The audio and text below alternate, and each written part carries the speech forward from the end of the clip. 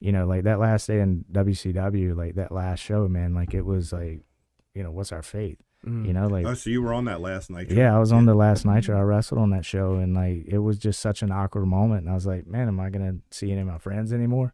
And I remember flying home, like going, oh man, what's gonna happen? And you know, finally Johnny Ace called me, and he's like, hey, you got a meeting with JR. I think it was in Atlanta, and I'll never forget it because the reason I probably ended up in Heartland is because like they booked my flight to go meet JR, and my dumbass like missed the flight. And my first meeting with JR, like about what they're gonna do with me, like I missed my flight and didn't make the meeting, so I got there late. And then it was just like I walked in and I was like, "Hey, sorry, you know." And he's like, "This phone ring." And it was Mick Foley. I'll never forget it.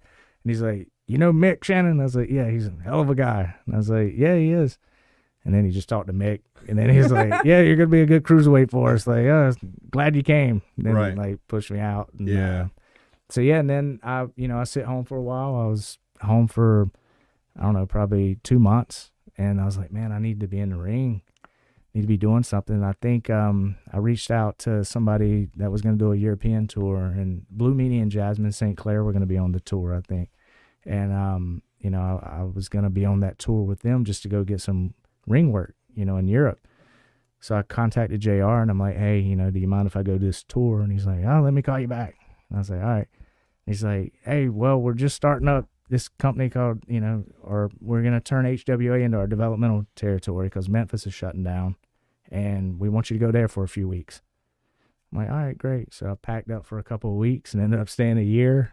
And, wow, you were down there a year. Yeah, because I had my house and I'd already established life, in North Carolina. And then I packed up my car for 2 weeks, and I was engaged at the time. And I was like, I'll be back in 2 weeks, don't worry. Oh. And I was there for a year, man. Yeah.